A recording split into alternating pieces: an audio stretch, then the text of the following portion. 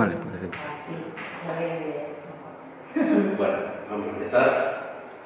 Buenas tardes, queridos streamvidentes, videovidentes y presentes.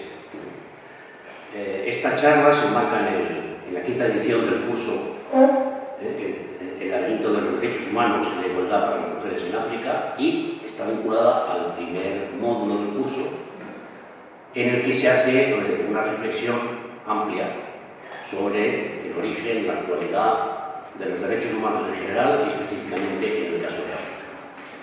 Pero la charla se va a apartar un poco del contenido del curso para que no haya que repetir lo que ya está puesto en el módulo y vamos a trabajar en los foros. Aquí voy a introducir,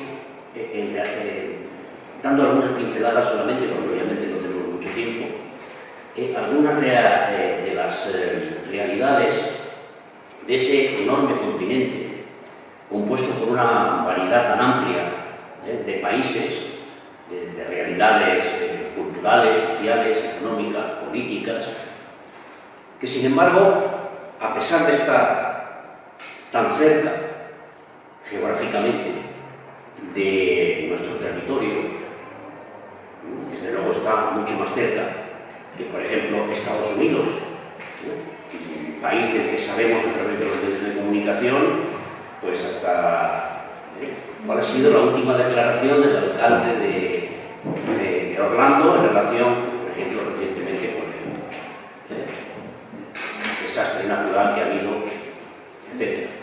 Sin embargo, de África, ¿qué sabemos? Pues de África realmente sabemos muy poco. Y sabemos muy poco porque la mayor parte de las cosas que sabemos, aparte de la que aprendemos en el colegio, en la escuela, en el sistema educativo formal, la recibimos a través de los medios de comunicación. Y podemos afirmar que en los medios de comunicación social españoles África no existe. Hace 10 años, Solidaridad Internacional hizo un estudio precisamente para ver cuál era la presencia del África subsahariana en la prensa española. Se realizó durante un año algunos de los principales periódicos y el resultado lo tenemos en este mapa. Solamente un país recibió la atención en los 365 días de un año en más de 20 días. No es por casualidad que fuera Malí, porque en aquel momento en Malí estaban presentes las fuerzas militares españolas colaborando en una campaña contra el yihadismo que estaba intentando penetrar en el país. Otros países llegaron a recibir entre 5 y 20 noticias, pero la mayor parte de los países en un año ni siquiera aparecieron 4 veces en los medios de comunicación. Países que tienen una dimensión geográfica y, por supuesto, en población tan grande o mayor que la de España. Etiopía tiene más del 50% de la población que tiene España, o sea, 150%, no apareció ni 4 veces. O países relativamente cercanos, porque tenemos cercano a Portugal, Angola, Mozambique, tampoco. Es más, si aparecía Mali y estos otros países que aparecieron, era siempre porque en esos territorios se habían producido situaciones desagradables, secuestros, los secuestros por parte de terroristas islamistas es la noticia más relevante para los medios de comunicación españoles de lo que nos puede aportar África. Violencia, guerras civiles, violencia interétnica, violencia política. Y, bueno, en la medida que el Sáhara seguía teniendo cierta importancia, pues había noticias de los países ribereños, Mauritania, etc. Pero da la impresión que lo mejor para un país africano no aparece en los medios de comunicación española, porque quiere decir que si no aparece, pues no hay problemas de secuestros, ni de violencia social, ni guerras, ni violencia política. Mejor no aparecer, por lo visto. Porque si no es por esos acontecimientos, no existe. De hecho, para la vanguardia, en todo el año había 14 países africanos que no existieron, ni una sola vez. El Correo Español se lleva la palma, 26 países que no fueron nombrados ni en una única ocasión. El mundo, 19. El país, 24 y público, 16. Como vemos, la muestra es bastante representativa porque recogen los dos primeros periódicos de difusión nacional y también prensa de derecha, prensa de izquierda y prensa regional. Da igual. África, salvo, ya digo, por situaciones vinculadas a fundamentalmente desastres políticos y sociales, porque incluso los desastres naturales tienen una menor presencia que si estos ocurren en Estados Unidos o en Europa, pues obviamente África no existe. Es más, consecuencia de esto, de esta imagen tan pobre, con tan pocos matices, tan monotemática, normalmente cuando se habla de África, y en particular de África subsahariana, se identifica con la pobreza. ¿África qué es? Pues un continente lleno de pobres. Bueno, vamos a ver un pequeño dato. Es verdad que en África subsahariana están la mayor parte de los países más pobres del mundo. Fijémonos en estos datos. En 1970, los 20 países más ricos del mundo acaparaban el 55% de la riqueza mundial. Y los 20 países más pobres, solamente el 1%. La población de esos 20 países más ricos era el 13% de la población mundial y los 20% más pobres el 10%.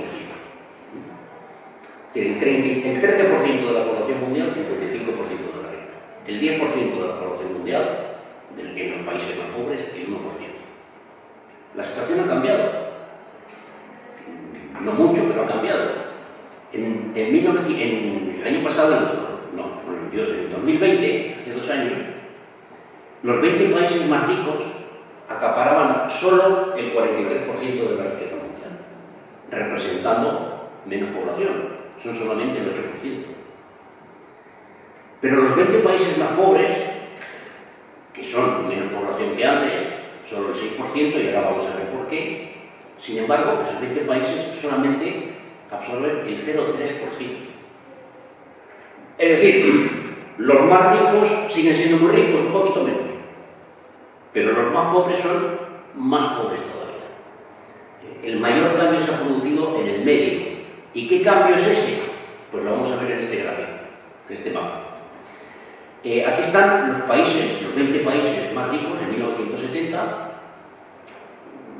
los sospechosos habituales, los países anglosajones, Irlanda, Canadá, Estados Unidos, Australia, Nueva Zelanda, Gran Bretaña, los países nórdicos, Alemania, Francia, los Benelux y los 20 países más pobres. Como vemos, los 20 países más pobres están repartidos entre África y Asia. Vietnam, que tiene una población muy grande, Indonesia, más grande todavía, por eso era el 10% de la población mundial. Pero en el 2020, este es el mapa. ¿Qué es lo que ha cambiado? Han cambiado 2 cosas. En términos de ricos, como vemos, Francia ha desaparecido del grupo de los 20, la riqueza se concentra todavía más al norte. Más al norte o en los países anglosajones, porque además se ha incorporado Irlanda debido a las circunstancias fiscales especiales que tiene, que hace que todas las multinacionales norteamericanas tengan su sede allí y por tanto parece que genera mucha riqueza, pero lo están generando en otros países. Pero el cambio más relevante se ha producido en los más pobres. Los de Asia han desaparecido de esa lista, todos ellos, incluso otro de los sospechosos de pobreza histórica, como puede ser Bangladesh, ha desaparecido. Y se concentran todos en África. Bueno, pues esta imagen es la que hoy predomina no sobre la riqueza, sino sobre la pobreza. África, continente de países pobres. Pero si nos fijamos también, y aquí lo veremos más adelante, la pobreza o los mayores niveles de pobreza, por ser los 20 países más pobres, no están en toda África, por supuesto no están en el norte de África, pero en el África subsahariana está concentrada en el Sahel y en la zona, en el Cómodo Con, donde ha habido guerras endémicas. También en el Cuerno de África, con guerras endémicas y problemas de conflictos políticos internos. En Madagascar y Mozambique también. Ahí no hay tantos problemas de sequías o de guerras internas, pero también sigue siendo de los más pobres. En el caso de Mozambique, por la inmigración de la población nacional. Bien, ¿por qué en los 70 en América Latina no había ningún país entre los más pobres, salvo Haití? Está en rojo, allá arriba. Y en el 2020 ni siquiera Haití. Pues la diferencia fundamental entre esta parte del sur y esta otra parte está en el destino que tuvieron estos territorios hace 250 años, cuando se puso en marcha una cosa que se llama el sistema económico capitalista. Al mismo tiempo que surgía esa nueva realidad de un mundo cada vez más capaz de generar riqueza, los territorios de América Latina se convertían en países independientes, pero los territorios de África terminaban de convertirse, todos ellos, salvo uno, en colonias de los países europeos donde se estaba produciendo la revolución industrial y el cambio del modelo social. Todo África se convierte en colonias, cosa que América Latina deja de ser incluso 20 o 30 años antes de que se termine la colonización africana. De hecho, África, desde el punto de vista político, es un continente nuevo. La mayor parte de los territorios se constituyen como estados desde 1960.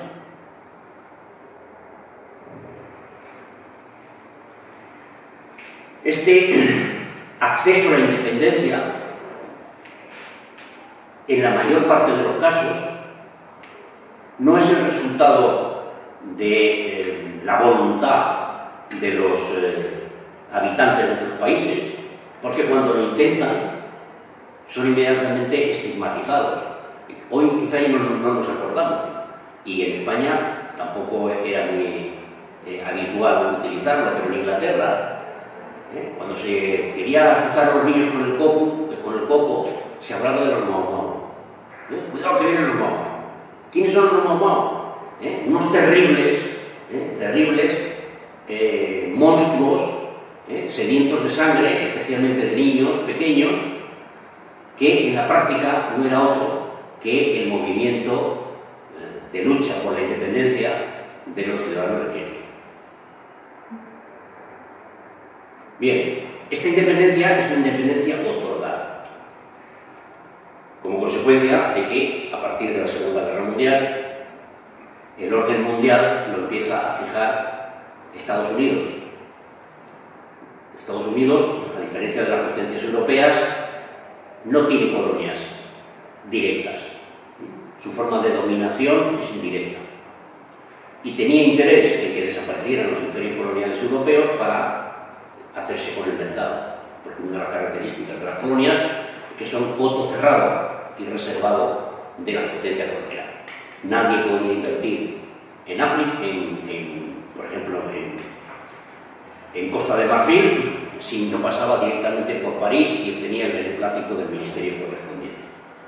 De hecho, no hace muchos años, cuando el presidente de Costa de Marfil quiso hacer concesiones no a empresas francesas, sino a empresas chinas y empresas norteamericanas, pues se le montaron una guerra civil, un golpe de Estado, cambió el presidente y se puso a un nuevo presidente que provenía del Fondo Monetario Internacional, donde había ejercido como economista muchos años.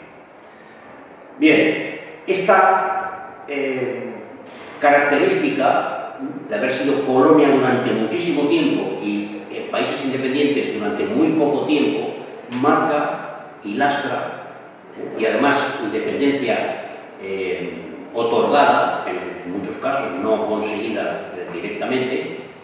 El único territorio independiente y antiguo es Liberia, que es una colonia formada de antiguos esclavos de Estados Unidos, a los que se les concede ese territorio para que pues, regresen a África, ¿no? Dentro de la concepción a mediados del siglo XIX de cómo había que liberar a los esclavos antes de que se hubiera proclamado la abolición de la esclavitud en Estados Unidos. Bien, todos los demás son mucho más recientes como países independientes. Digamos, cuando toda América del Sur era independiente, en África únicamente Liberia estaba constituida como un país. Bien, la realidad de África es muy compleja. En el curso se enfoca en una perspectiva, y ya iremos viendo cómo, incluso desde esa perspectiva, los derechos humanos de las mujeres en África, la diversidad de enfoques y de aspectos es enorme. Pero bueno, yo voy a dar algunos datos para empezar a pensar África de otra forma. Peso en la población mundial. África, tradicionalmente, ya veamos los datos a años 50, 60, pues a pesar, además de ser África, además, me refiero sobre todo a África subsahariana, de ser percibida como un territorio de pobres, en los 50 todavía colonias, la mayor parte de ellos, en los 60 nuevos países independientes, con infraestructuras muy frágiles, pero es un territorio de poca población. Si lo vemos desde Europa, la población de África es muchísimo inferior. Europa tenía en los años 50 más del 20% de la población mundial y África el 6-7%. Pero ¿qué ha ocurrido en este periodo? En los últimos 50-60 años, la población en Europa no ha dejado de perder peso, y hoy la población en Europa tiene el mismo peso que tenía en 1950 la población de África subsahariana. Y la población de África subsahariana tiene hoy el mismo peso que tenía la población europea en 1950. Es decir, en el momento de máximo esplendor del capitalismo, del estado de bienestar y del desarrollo después de la Segunda Guerra Mundial, la recuperación 50-60 del estado de bienestar y el modelo social europeo. Hoy en demografía somos como era África, y hoy África subsahariana es como era Europa. Esto es un cambio brutal que va a tener, y está teniendo y va a tener implicaciones muy importantes en las dinámicas políticas, sociales y culturales en todo el mundo, y en particular en estos dos territorios cercanos, Europa y África. Pero hay más. Una de las características que tiene la población en los países desarrollados, también es una característica compartida con muchas regiones, China también, es, y un problema que todavía no se ha encontrado una respuesta, digamos, una solución social y económica satisfactoria, es el envejecimiento de la población. En los años 50, en Europa, menos del 15% de la población tenía más de 65 años. En el año 45, la mitad de la población en Europa va a tener más de 65 años. Un cambio económico, social y cultural brutal. Otras regiones, el sudeste asiático sobre todo, que están marcados sobre todo por el peso de la población de China, también, el peso de la población mayor de 65 años, como consecuencia de que al desaparecer la extrema pobreza, la esperanza de vida aumenta en Indonesia y en China sobre todo, pues hay mucha más gente, mucha más población que llega a los 65 años. Eso se va a ver en esta gráfica. Cuando el crecimiento empieza de forma dramática en los años 80-90. Bien, ¿qué pasa con África? Pues África, insisto, África subsahariana está aquí abajo.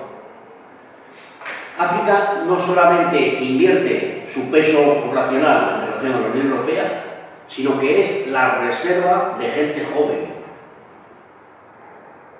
Y como reserva de gente joven, África, ¿dónde está ubicada? Está ubicada entre el Índico y Europa. El Mediterráneo, por tanto, y Europa.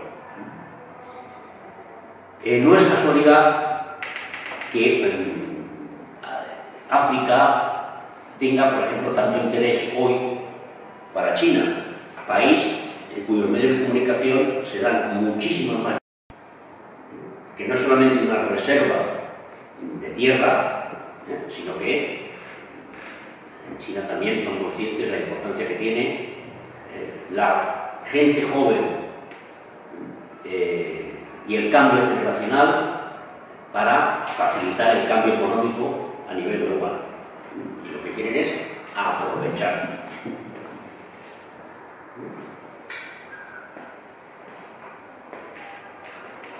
Además, teniendo en cuenta, como se está comprobando hoy, por ejemplo en la geopolítica en Europa, la importancia que tienen los países gordos, los países grandes, los países numerosos, los países poblados, pues resulta que efectivamente los más poblados del mundo son China y la India. En Asia del Sudeste, están algunos de los países más poblados del mundo, además de estos dos: Vietnam, Indonesia, Filipinas, Corea del Sur, Japón, por supuesto, Bangladesh, Pakistán.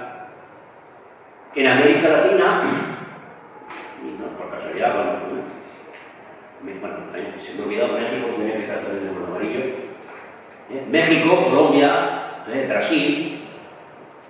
No es por casualidad que cuando se habla de América Latina, que se habla un poco más, por los lazos culturales e históricos famosos, que cada vez están más deslazados, pero bueno, se suele hablar de otros países, sobre todo, y no tanto de Paraguay o Uruguay, entre otras cosas porque están mucho más poblados. Pero en Europa, pues sabemos que en Europa manda Alemania porque es el que tiene más población, y después Francia e Italia, antes era Inglaterra. Bueno, pues en África tenemos 7 países en los que hay más de 50 millones de personas. Uno de ellos, la República del Congo, con graves problemas estructurales, pero otros, que independientemente de que tengan situaciones políticas y sociales complejas, como puede ser Nigeria, Egipto o Etiopía, Egipto, Nigeria, Etiopía, son sin duda países que están llamados a tener un papel en la dinámica política y económica global mucho mayor en las próximas décadas.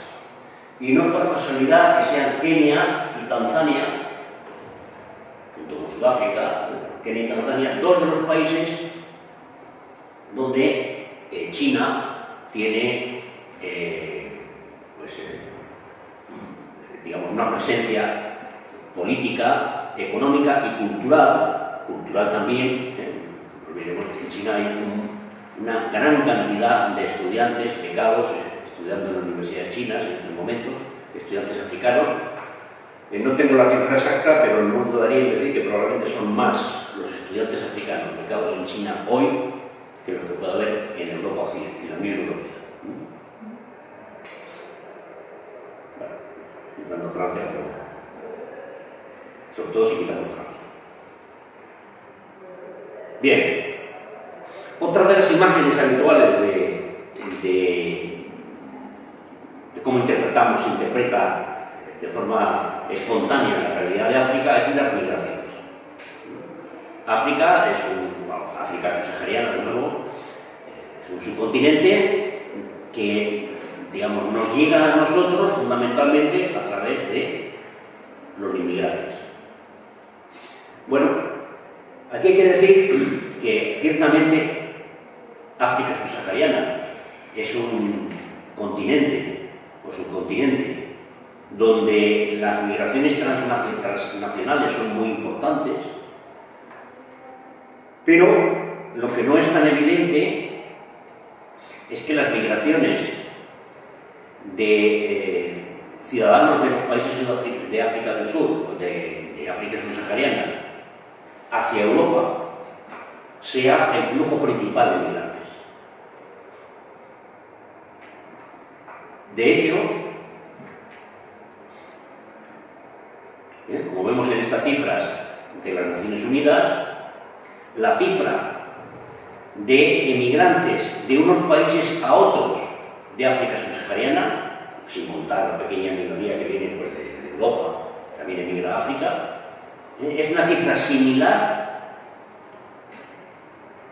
14 millones de 17, 15 de 19, en el año 2020, 22 millones de personas frente a 28 que han emigrado de países de África subsahariana a otras regiones. Es decir, los países de África subsahariana no son países de emigración, sino que muchos de ellos, algunos más que otros, los que tienen un mayor nivel de desarrollo, pues, Sudáfrica, o que tienen situaciones de pobreza muy cerca, como Costa de Marfil o Nigeria, pues son países receptores de migrantes. No hay que pensar que la única reflexión que hay que hacer en términos de migración con los países sudafricanos, con los países subsaharianos, es en términos de recepción que podamos tener nosotros de migrantes, sino también de movimientos internos. Es más,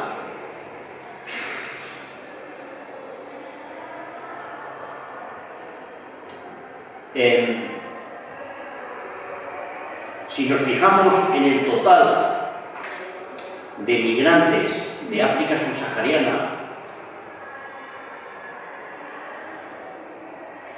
pues resulta que la dinámica migratoria, en términos de volumen, no en relación a la población, en términos de volumen, no es muy diferente a la que podemos observar en Europa Occidental. No solamente de Rumanía a España o de Polonia a Francia, también de España a Inglaterra, de Inglaterra a Francia, de Bélgica a Alemania. Pues en el año 2020 había 15 millones de europeos occidentales, hombres, y 15 millones de mujeres, 30 millones en total, que se habían movido de país. ¿Cuál es la cifra total de africanos subsaharianos? 28 más 13, 42. De 30 a 42. O sea, en términos de dimensión, no es mayor el movimiento transnacional de migrantes en África subsahariana que puede haber en Europa. Una característica importante también, en la Europa occidental y en España de forma particular, emigran más las mujeres que los hombres. Y en África las mujeres son un tercio, en África subsahariana un tercio de los migrantes. Es una migración mucho más masculina. Bueno, eso de que la imagen inmediata que podemos tener de África subsahariana es a través de las migraciones, pues contrasta con el peso que tienen pues, en nuestro país los migrantes de África subsahariana. Como vemos, el siglo XXI se caracteriza, sobre todo en las primeras décadas de los años del boom inmobiliario, y donde parece que todo iba como un cohete y que íbamos a alcanzar la luna y a superar a Italia en términos de riqueza y demás, cosa que decían los presidentes de la época, pues hubo que importar mucha mano de obra. Pero la mano de obra que se importó venía de muchos sitios, pero de cualquier sitio más que de África. subsahariana.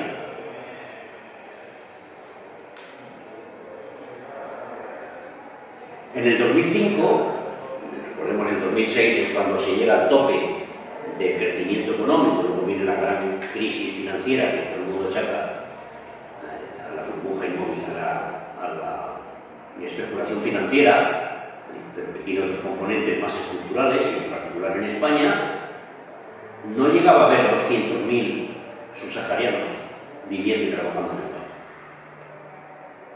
Luego se estabiliza el volumen total de inmigración, porque empieza la crisis. A partir del 2015, cuando vuelve a mejorar un poco la economía, pues se vuelve, cuando vuelve a funcionar la importación y la exportación, pues funciona la importación de mercancía, pero también de mano de obra, y crece un poco. Pero en el total, en los 6.800.000 inmigrantes que tiene, los 6 millones tenían en 2020, 6.800.000, los 7 millones de inmigrantes que hay en España, no llegan a 250.000 los que vienen de África subsahariana. Por lo tanto, si el impacto social, cultural, en la actividad de las ONGs debido a los inmigrantes se centra en los procedentes de África subsahariana, es porque de alguna forma hay una percepción un poco distorsionada de la realidad. Porque son muchos más los que vienen de Europa del Este o del norte de África o de América del Sur. Es decir, que tenemos una visión limitada de la realidad africana y además una visión distorsionada por clichés o imágenes impactantes, pero que difícilmente responden a la realidad. Esto es una reflexión muy rápida, no hay tiempo para entrar en detalles, pero para que nos cuestionemos si realmente estamos utilizando los medios más adecuados para, en la medida que tengamos un interés específico para África subsahariana, para entender la realidad. Desde luego, si la queremos entender a través de los medios de comunicación españoles, ya está claro que va a ser una tarea ingente y probablemente abocada al fracaso. Cualquiera que quiera entender la realidad de África en sus múltiples dimensiones, África subsahariana en sus múltiples dimensiones, probablemente tendrá que acudir a fuentes exteriores a las que disponemos en este país. Aparte de algunas fuentes puntuales, pero que no forman parte de los medios de comunicación social habituales. Bien, entrando ya en la materia del módulo, pues se hace un recorrido por los antecedentes de los derechos humanos, pero hay dos momentos clave en la historia de los derechos humanos. Uno es la Declaración de los Derechos del Hombre y Ciudadano de la Revolución Francesa y otro la Declaración Universal de las Naciones Unidas en el 49. Fijémonos que, aunque la idea de los derechos humanos es una idea asociada a la Ilustración, a la Revolución Francesa, a la Revolución Burguesa, a la sociedad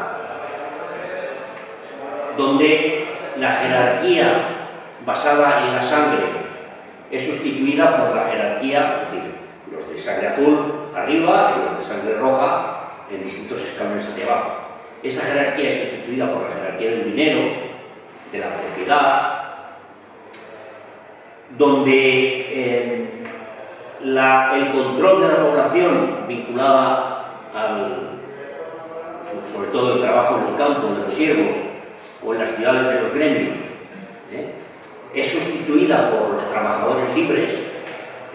Los trabajadores libres son lo que se necesitan para poner en marcha las fábricas, y la libertad de los trabajadores supone en principio, sobre todo, que carecen de toda propiedad. Pero también, precisamente por eso mismo y por su creciente carácter urbano, con el burgo, entonces se hace la revolución burguesa, pues también comienzan a ser primero los propietarios y luego, de forma generalizada, toda la población, sujetos de derecho. El Estado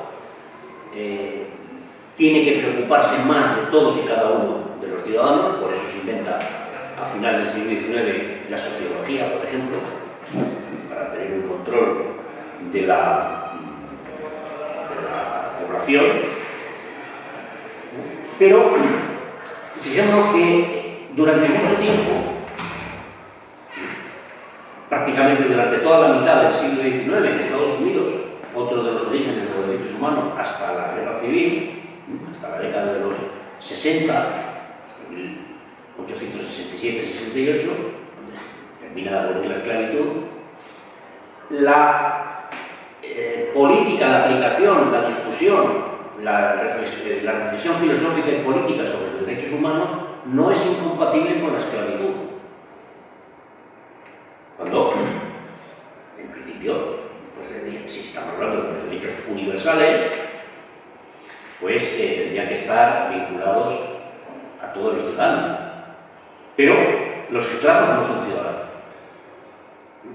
El primer momento de universalización de los derechos humanos ocurre no con la proclamación en el 89 en Francia de la Declaración de los Derechos del Hombre y del Ciudadano, sino con la supresión y la abolición de la esclavitud.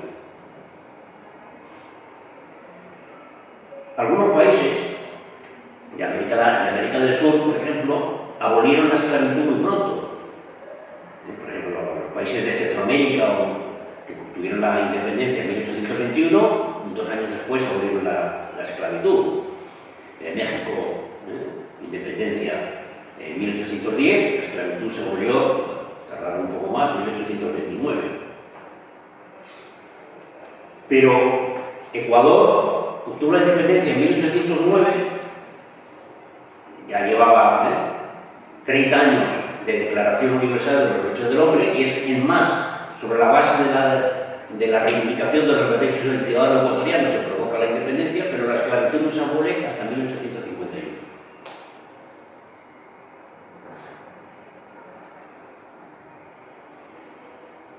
En Argentina hasta 1853, 54 en Venezuela y Perú.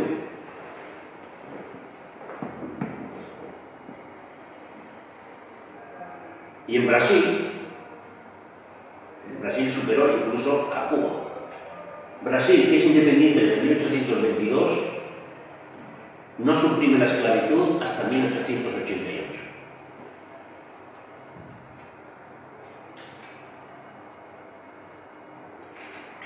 Sin duda, es una lucha, cuando se habla de luchas silenciadas, la lucha de los esclavos en América del Sur, cuando se habla de la gesta de la independencia, uno de los sectores olvidados no son solamente los indígenas, también y fundamentalmente los esclavos.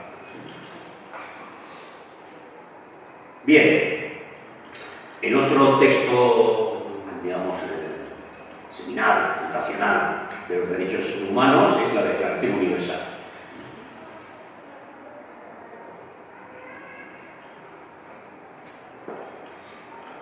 Aquí ya ha habido un desarrollo importante, cultural. Porque no habla de los derechos del ciudadano. Recordemos que durante el siglo XIX solo se consideraba ciudadanos a los que eran propietarios. En ocasiones, si las mujeres eran propietarias, también se las consideraba ciudadanas. Pero los que no eran propietarios no eran ciudadanos. La ciudadanía universal es también otro de los procesos de lucha importante en el siglo XIX. Ya, después de la Segunda Guerra Mundial, pues, estamos en otra etapa, considerando que la libertad, la justicia y la paz en el mundo tienen por base el reconocimiento de la dignidad intrínseca y de los derechos iguales e inalienables de todos los miembros de la familia humana, de todos los miembros de la familia humana. Por tanto, la universalización no queda como una declaración hasta que termina la Segunda Guerra Mundial. Se convoca, se empieza a constituir ese organismo, esa institución que es las Naciones Unidas, se reúnen para firmar una declaración y finalmente la declaración es aprobada en el año 49. Por tanto, que esta idea de que todos los seres humanos somos, por el hecho de ser seres humanos, tienen los mismos derechos, todos los seres humanos, es una cosa relativamente nueva. Tiene menos de 100 años. Aunque la Declaración de los Derechos Humanos del Hombre tenga 250 años, en la mayor parte de ese periodo de institucionalización progresiva de los derechos humanos, estos no consideraban a toda la población. Sectores importantes de la población eran excluidos. Bueno, por eso la declaración y el conjunto de los tratados que especifican esta universalización de los derechos humanos, pues constituyen hoy un cuerpo de legislación internacional sobre la cual poder apoyarse jurídica y políticamente para luchar contra las formas de discriminación que todavía existen a todos los niveles. Incluso sabemos que sigue habiendo formas de esclavitud en algunos territorios del planeta, o el no acceso a todos los derechos por motivos raciales o por motivos de género o por motivos nacionales o lo que sea. Bueno, estos son los vigentes, el último tratado, tratados, es decir, convenciones y protocolos que tienen una fuerza, digamos, jurídica un poco menor. La última es del año 2006, sobre los derechos de las personas con discapacidad. Que todavía, desde el año 49 hasta ayer mismo, estamos desarrollando, intentando garantizar a grupos, a colectivos específicos, el acceso a sus derechos. Bueno, aquí vemos cuáles son los países que han ratificado todos estos. Son 18. Bueno, pues resulta que ¿cuáles son los continentes que han ratificado la mayor parte de los tratados? Europa y América Latina. Estados Unidos solo ha ratificado la mitad de esos protocolos y convenciones. Y el nivel de ratificación en África, como vemos, es muy diferente. Hay una región, el Cuerno de África, Somalia, Etiopía, Sudán del Sur, donde el nivel de ratificación es muy bajo. Pero en la mayor parte del territorio del sur, bueno, también Botswana, Zimbabue, pero en la mayor parte de los países de África subsahariana, el nivel de ratificación es muy similar al de Europa. La mayoría, casi todos o la mayoría de los tratados, dependiendo del país europeo, están ratificados. Pues exactamente lo mismo en África. República Centroafricana, Mali, todos los países, la mayor parte de los Sahel, curiosamente, tienen ratificada la mayoría de los tratados. Pero muchos países, Senegal, Sudáfrica, Namibia, Angola, etcétera, tienen ratificada la mayor parte de ellos, más de 10. Con lo cual, en principio, con ciertamente la existencia de una diferencia fundamental entre este grupo de países de aquí y el resto, pero desde el punto de vista jurídico-político, podemos decir que África está más avanzado que lo que pueda estar Asia o incluso Estados Unidos en la afirmación política de los derechos humanos. Otra cosa es la concreción social.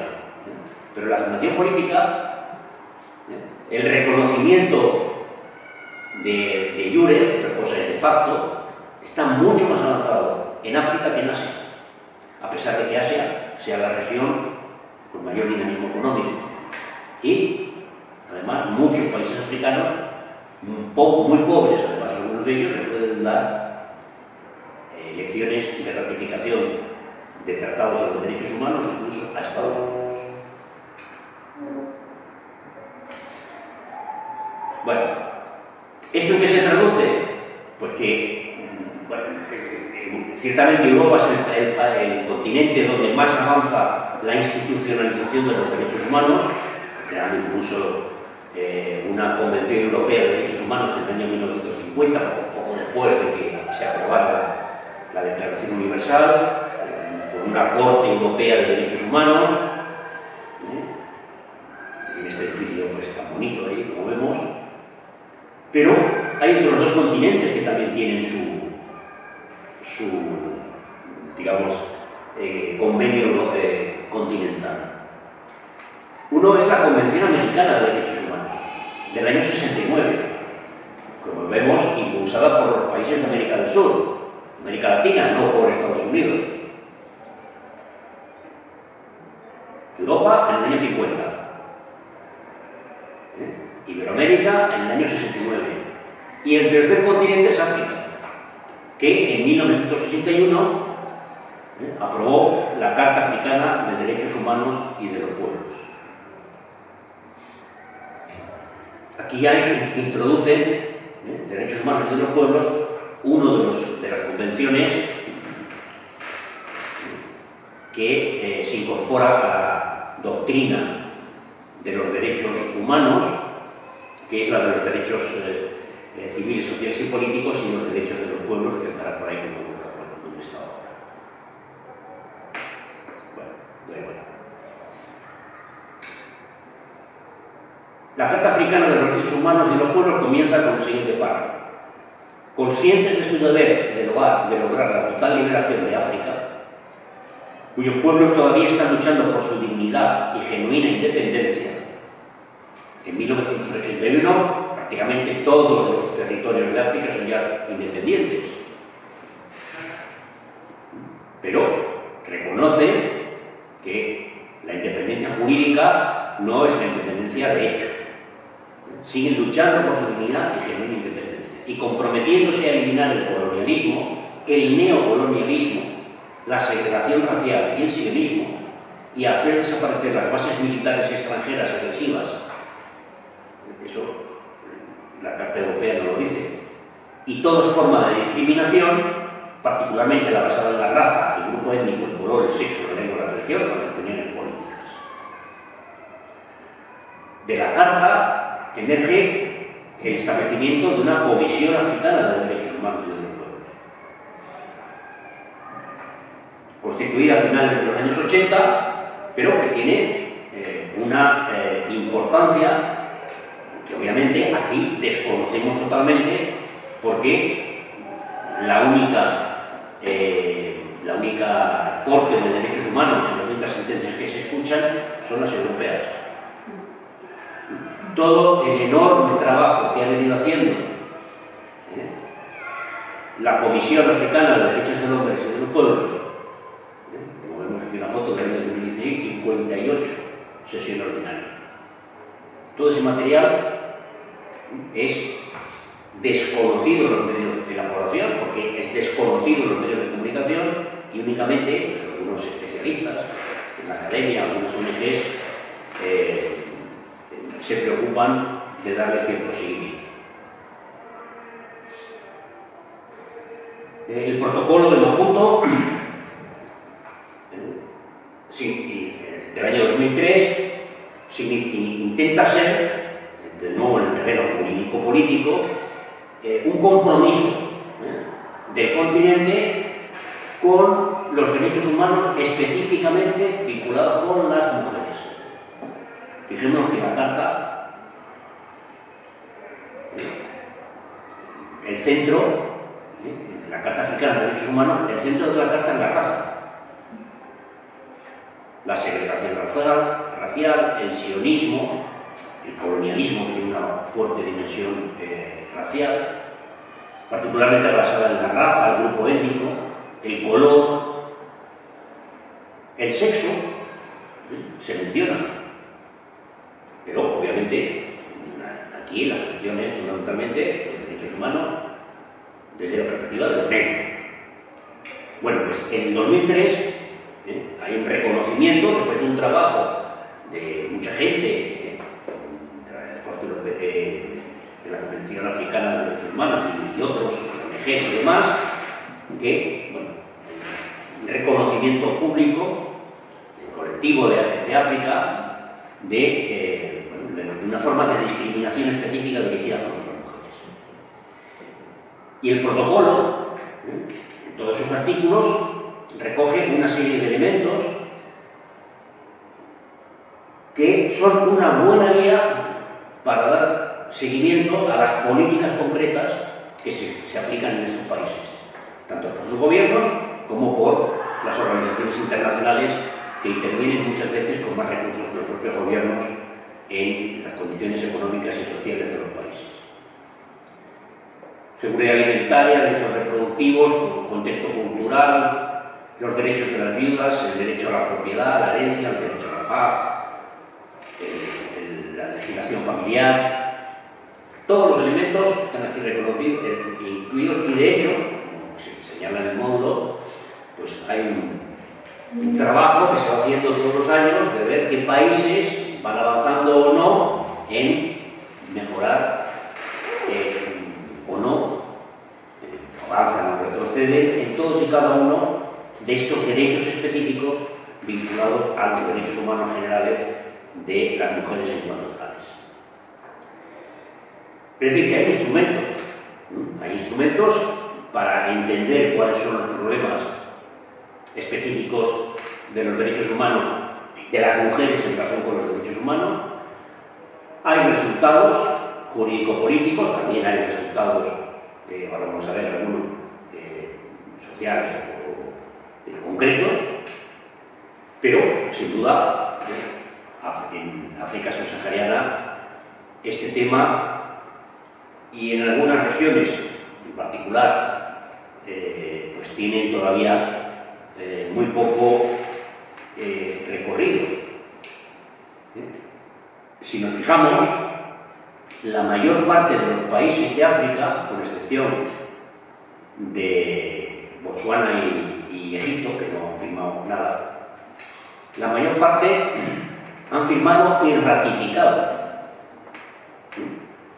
la Declaración de Africana de Derechos Humanos. Algunos, de nuevo el problema del Cuerno de África, en el centro, lo han firmado pero no lo han ratificado. Pero la mayor parte del territorio se le puede exigir políticamente. Bueno, aquí el mapa tendría que haber dividido, porque está Sudán del Sur, un poco antiguo. El Sudán del Sur todavía no lo ha ratificado.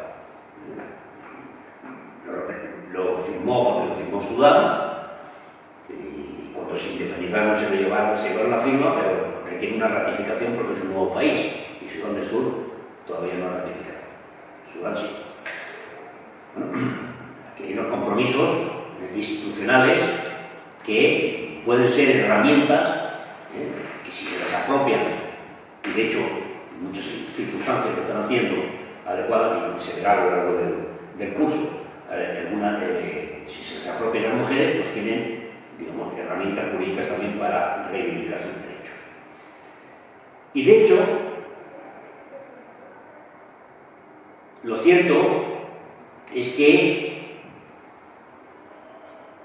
para que una serie de avances institucionales que voy a mencionar ahora, lo cierto es que en los últimos años es perceptible, en muchos casos, pues, que ese trabajo que parece que se queda en los papeles, en las firmas, en la foto, tal, está teniendo resultados. Que en el siglo XXI 3 mujeres de 3 países de África subsahariana lleguen a ser presidentas de su país no es un resultado independiente, o sea, no es una casualidad ajena a todo el trabajo institucional, social, que se ha ido haciendo durante mucho tiempo, desde los años 80 sobre todo, en pro de la aplicación de los derechos humanos y específicamente de la aplicación de los derechos humanos a las mujeres. De las 3, 2 de ellas, en Tanzania y en Etiopía, siguen siendo hoy presidentas del gobierno. Perdón, presidenta del gobierno, no, presidentas del país, no jefe del gobierno.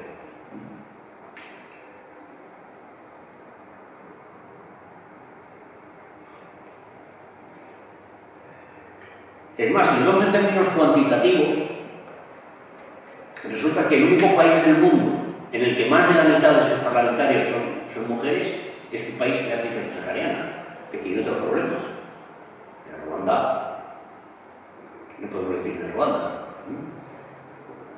antes con el genocidio y ahora con la influencia americana, pero se pueden decir muchas cosas.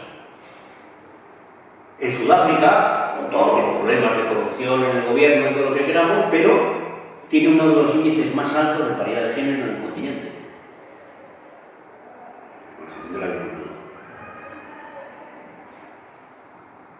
La Organización Mundial del Comercio,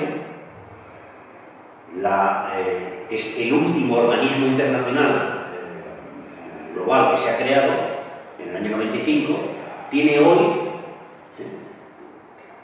como directora general a una mujer, obviamente economista, nigeriana.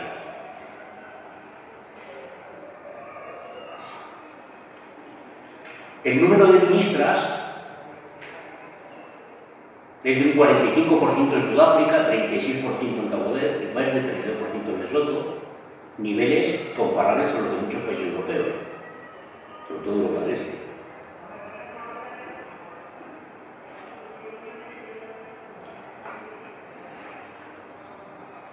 Con todos los problemas que implica ser el continente donde se concentran los países más pobres del mundo, que se dice pronto, pero tiene unas implicaciones físicas, económicas, políticas, culturales tremendas. Con todo, la búsqueda de la igualdad de género en África va sin duda a un ritmo más rápido y más avanzado de lo que va a su propio desarrollo económico y social en relación a otros continentes, en relación a Asia,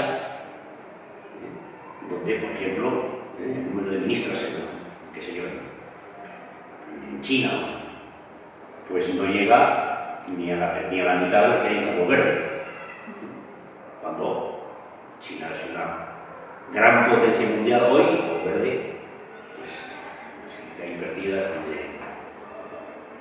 donde se dedican a detener a representantes del gobierno venezolano por los de Estados Unidos. No es nada.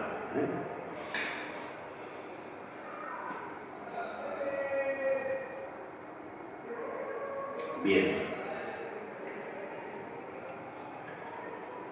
En este mapa, este es otro mapa, pero ahora mismo, lamentablemente, no recuerdo qué es lo que quería decir con esto. No recuerdo a qué me refería. Está claro que algo pasa en Namibia, Sudáfrica, Malawi, mucho más interesante de lo que pasa en el resto de África, y un desastre en Mauritania. ¿Qué era exactamente? No me acuerdo. Si me acuerdo, lo comento. Hay una revista que se llama Mundo Negro, que sacó en el verano un número especial, interesante, donde dice: ¿qué pasaría si las mujeres gobernaran? No solamente las presidentas o las directoras de la Organización Mundial del Comercio, sino como consecuencia de esa presencia creciente de mujeres en puestos de poder, poco a poco va calando, y las entrevistas en este número pues, son buen síntoma de ello, va calando cómo eso, a través de la presencia activa en la vida política y social de las mujeres, es posible que eso que proclama la Declaración Africana de los Derechos Humanos, que es seguir luchando contra obtener una independencia de verdad, es decir, constituirse realmente como naciones independientes, autocentradas, etcétera, pues es posible que eso pueda avanzar. Ahí tenemos entrevistas con una representante de la FAO para África, una alcaldesa de Burkina Faso, una ministra de Liberia, una investigadora libia, una académica, otra exministra de Ghana, la vicepresidenta de la CEDEAO de Sierra Leona, todas las cuales van dando su opinión de qué pasaría si las mujeres en África, que ya empiezan a tener una cierta presencia, tuvieran un protagonismo todavía más grande. Recomiendo, porque además está en red, que se puede descargar el número en esa dirección que está ahí. Ya digo, sin duda, de los problemas de la región más pobre del mundo, pues son mucho más diversos, y cuando son los mismos son mucho más profundos. Y es cierto también que esa dimensión tan grande de los problemas termina afectando en África especialmente a las mujeres. Por ejemplo, la crisis económica. La crisis económica, que una de sus derivas es, por ejemplo, la emigración. Ya hemos visto como la crisis económica en España provocó la emigración de trabajadores a Inglaterra, muy importante también a Suiza, no digamos la crisis anteriormente. Pero ya veíamos que en África emigran sobre todo los hombres, no de forma paritaria hombres y mujeres. El resultado es que toda la responsabilidad de la comunidad local y de la comunidad familiar queda en manos de los hombres. Mucho más que en las migraciones intraeuropeas o de América Latina. Sin duda, desde luego, la situación de guerras civiles alimentadas por la debilidad estructural de los estados, que a su vez, tanto las guerras civiles como la debilidad estructural de los estados está alimentada por las antiguas potencias coloniales o las grandes multinacionales que tienen presencia o en el caso del yihadismo en el Sahel, alimentado por Arabia Saudí.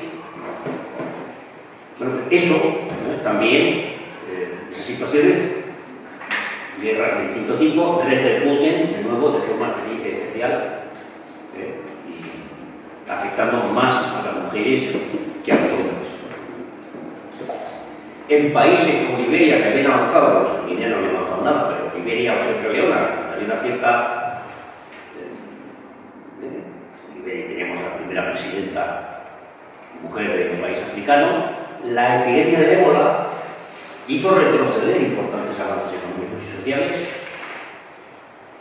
La sequía, que impide llevar una vida normal o normalizada en cualquier territorio afectado por la misma. Incluso la respuesta contra el terrorismo yihadista, que muchas veces termina desestructurando las comunidades locales por la falta de atención y de respeto a la vida local, que está, de nuevo, en muchas ocasiones soportada especialmente por las mujeres. Bueno, por poner algunos de los casos en los que problemas específicos o problemas generales en África tienen una repercusión mucho mayor y afecta de forma particular a las mujeres. ¿Esto qué significa? Pues que, sin duda, el tema del curso y las consecuencias y el aprendizaje que se puede hacer en el mismo puede tener, en la medida que haya una interacción con el subcontinente, un campo muy fértil en el cual poder contribuir a mejorar las condiciones de los derechos humanos y específicamente de las mujeres. Bueno, no quiero terminar sin volver a insistir que es importante entender África tal como es, para lo cual primero hay que limpiarse la cabeza de la imagen que nos transmiten de África los medios de comunicación social, y invito, pues una de las vías para hacerlo es leer la literatura africana. Bueno, todos los textos que pongo aquí están en castellano, salvo uno, curiosamente el más antiguo. Por lo menos yo no lo conozco en español. Chaka, de Tomás Mofolo, pues yo me tengo que leer en inglés porque en español no lo he visto, si alguien lo conoce que lo diga. Pero en África hay una literatura muy vibrante. Algunos, como para mí Chinua Achebe, está entre los mejores escritores de lengua inglesa del siglo, mucho mejor que muchos que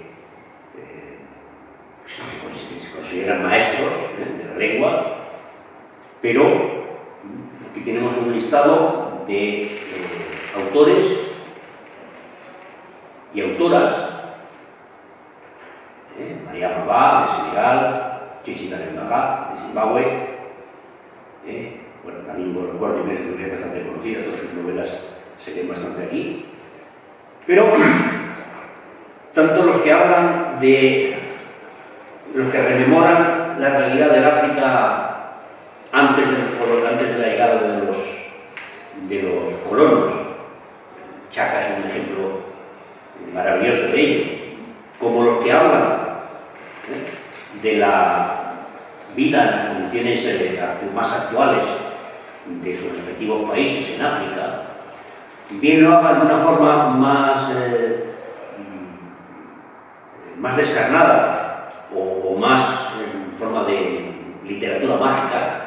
Por ejemplo, Mia Couto es un escritor de Mozambique que parece de la primera literatura latinoamericana. Escribe así como muy...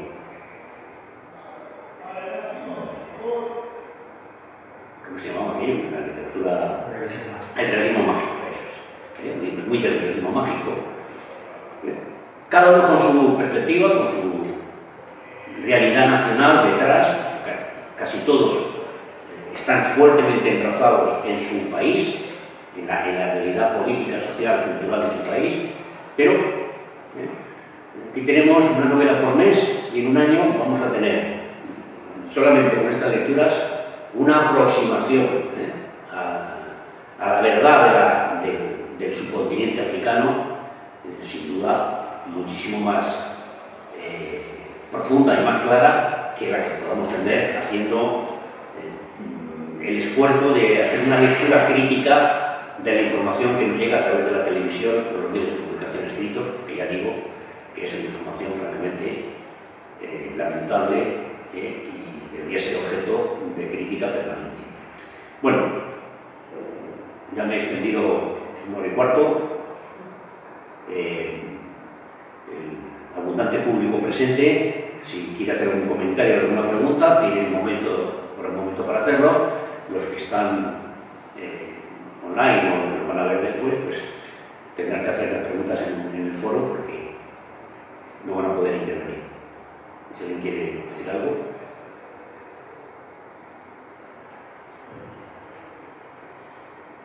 Bueno.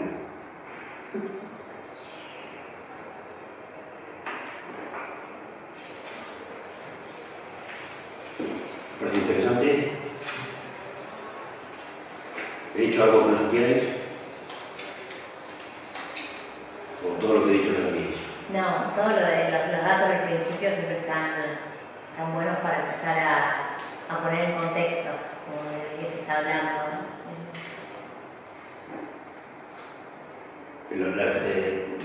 ¿Tú estás siguiendo el curso? ¿Tú también estás siguiendo el curso? Sí. ¿Estás matriculada también? ¿Tú también? No.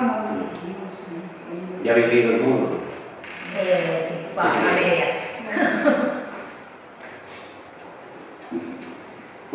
si no tenéis una pregunta...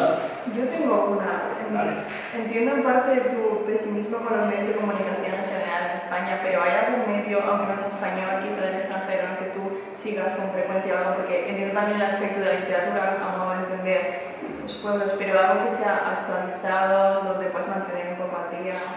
Bueno, vamos a ver. En español es difícil. En español, Mundo Negro está muy bien. Mundo Negro es una revista mensual que la editan los padres comunianos, que aparecen por donde en África, y está realmente... leer Mundo Negro todos los meses va a dar un nivel de información sobre la realidad política, social, cultural, africana, 500.000 veces mayor que lo que pueda tener cualquier ciudadano medio que lea los periódicos al día. Luego, en otros idiomas sí, en otros idiomas hay. Por ejemplo, en inglés se publica una web que es Pambazuca News de Sudáfrica, que combina las dos cosas, informaciones y ensayos. Es decir, da noticias y realiza análisis en profundidad. Muy político, muy enfocado hacia las cuestiones políticas, pero económicas también, pero Pambazuca News. Pambazuca. En francés, que Francia siempre ha tenido prensa, bueno, la revista histórica de Francia es Jeune Afrique. Bueno, está bien también. Lo que ocurre con Jeune Afrique es que está muy centrada en el África francófona. Bueno, también tiene interés en Senegal, en Costa de Marfil, en fin. Pues sí, en Benín. También te saca información del resto de África, pero sobre todo del África francófona. Se dejó de publicar porque, bueno, mejor no hablar de ella, África sí, pero que se publicaba en inglés y en francés ya no existe. Y bueno, digo, por decirlo en uno de los medios, español, inglés y francés, inmediatamente que se me ocurren de forma así rápida. Sin duda, en África hay muchos medios, lo que la calidad de los mismos muchas veces deja bastante que desear, pero estos yo creo que están. Una reunión así se hace en Francia, aunque tiene corresponsales en toda África, pero probablemente en Europa es la revista más consolidada que hay sobre África subsahariana. Y como Pambazuca News de Sudáfrica, pues ya nos da la perspectiva desde el norte y el sur de la realidad. Y en España, sobre todo, la más importante es la revista Comunidad.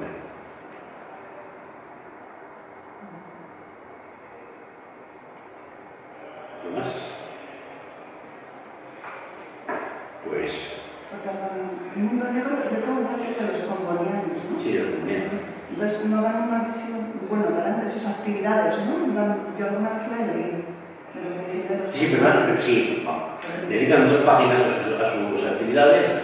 Mira, iba a traer, como salí corriendo de casa, entre un ejemplar donde venía el dossier sobre las mujeres, si gobernaran las mujeres en África, pero el 80% de las revistas son informaciones sobre entrevistas a gente, informaciones sobre procesos políticos, electorales, iniciativas económicas, reuniones institucionales de la realidad africana, en fin, informan de todo el proceso, de toda la coyuntura que hay y además de todos los países. Es muy informativo.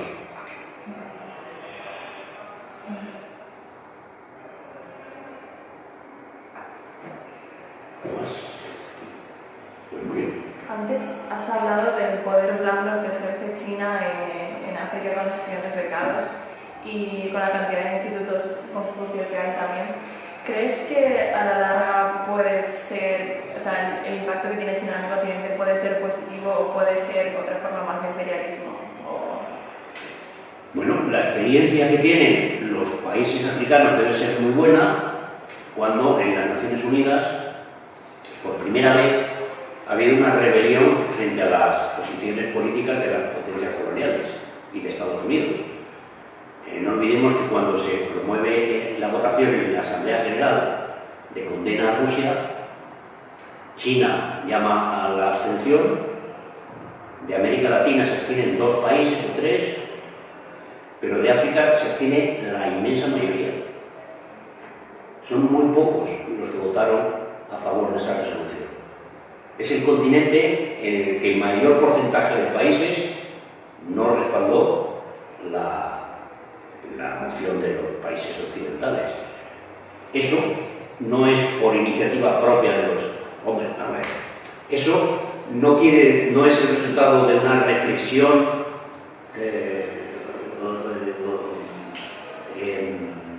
sobre el valor que pudiera tener esa moción, sino es un alineamiento político. Y está claro que el alineamiento político no es con Rusia, es con China. La experiencia que están teniendo los países es que las infraestructuras que se están desarrollando están dinamizando la economía. Cuando montaron una de las inversiones más importantes, el ferrocarril en Kenia, el ferrocarril que iba no está en Nairobi, no me acuerdo de dónde salía. El Banco Mundial y el Banco Africano de Desarrollo empezaron a decir que eso es un dispendio, que eso va a ser, eso es un gesto de China para que los países africanos se corrompan un poco más y se corrompan con dinero chino y tal, y sin embargo el impacto que ha tenido ha sido tremendo. Miles y miles de personas utilizan ese tren todos los días, y es que sirvió para conectar mucho más el territorio. Lo mismo otras inversiones que se están haciendo en otros países. Además, las condiciones económicas en las que se conceden los préstamos son mucho más blandas que las de los organismos internacionales. Con lo cual, la alternativa, que es mantenerse con la ayuda procedente de Francia o de Inglaterra o de Estados Unidos ahora, directamente o a través de los organismos internacionales de cooperación de desarrollo, Banco Africano de Desarrollo o Banco Mundial, pues es peor. Es decir, que la cooperación china tiene más impacto y es más barata. Esa es la realidad general. Con lo cual, no creo que eso que alertan mucho los organismos que hacen seguimiento a estas cuestiones en Europa, en Alemania, en Francia también, no creo que eso vaya a ocurrir. Es decir, que sea una trampa de la deuda, ¿no? Y que se vayan a quedar endeudados con China. Probablemente lo que va a ocurrir es que se va a producir vinculado a eso que veíamos antes, a la existencia de esa enorme reserva de población. África va a cambiar muy rápido en las próximas décadas. Y el polo y la geopolítica, al principio quería titular la charla de la geopolítica africana, pero África va a entrar en la geopolítica. Ahora era un actor pasivo, con la excepción de Argelia de Argelia en el norte y Sudáfrica en el sur. Tiene cierta autonomía, cierta capacidad de intervención propia, ¿no? Tanzania en algún momento la perdió. Pero hoy África en su conjunto, ya lo vamos a ver dentro de 10 años, va a tener una presencia geopolítica propia, como pueda tener América del Sur, o como puedan tener los países de la ASEAN en Asia. Y eso, en parte, gracias a la ventana de oportunidad que se abre, precisamente en mi opinión, con la llegada de China, que abre cierto margen de maniobra. Siempre que el margen de maniobra, los que todavía tienen cierto control lo permitan, y no hagan lo que hicieron en Libia o lo que hicieron en Costa de Marfil.